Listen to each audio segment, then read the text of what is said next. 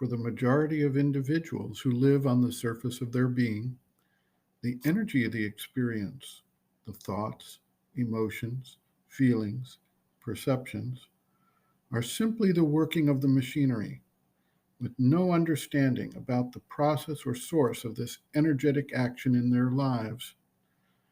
For those who have some experience of the inner awareness, however, there begins to develop a perception of various energies being located in specific areas.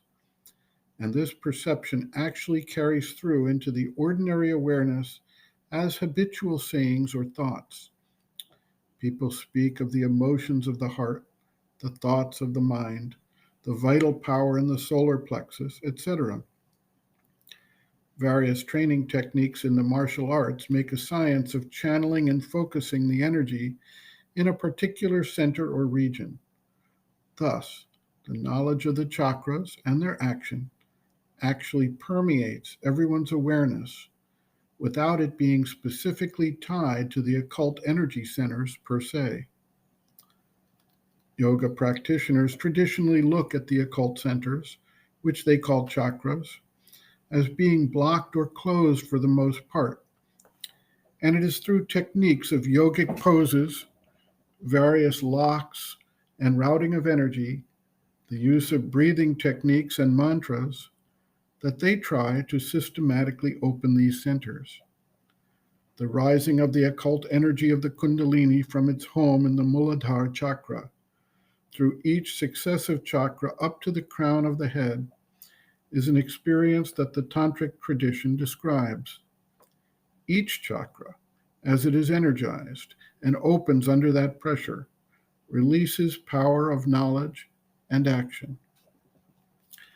In the integral yoga, the chakras also open, but in this case, under the pressure and impulsion of the higher force of consciousness that is situated above the crown chakra.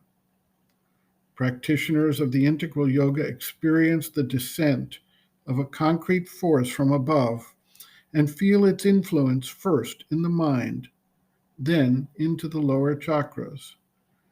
And they can identify definitive changes in their understanding and in their active powers of expression and manifestation as each chakra is energized, a process corollary to, but in reverse order from, the rising of the Kundalini from below.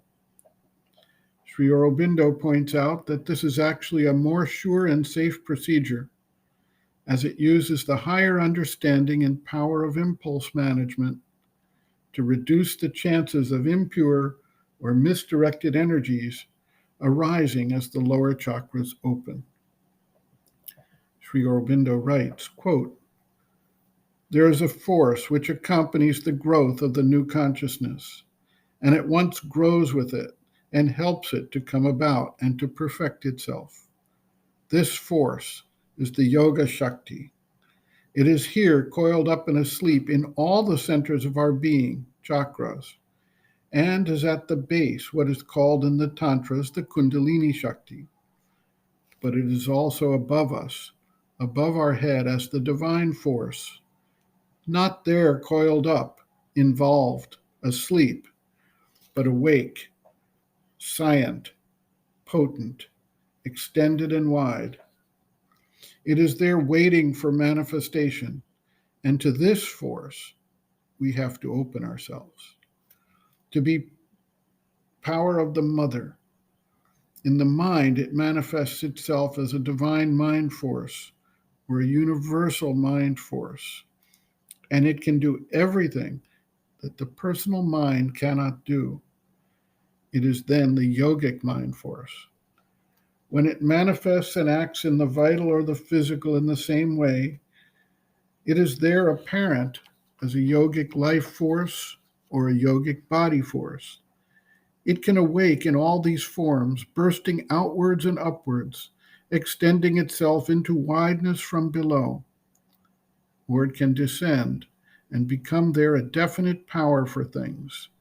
It can pour downwards into the body, working, establishing its reign, extending into wideness from above, link the lowest in us with the highest above us, release the individual into a cosmic universality or into absoluteness and transcendence.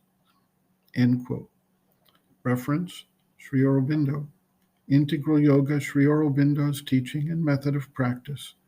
Chapter 8, The Triple Transformation, Psychic, Spiritual, and Supramental.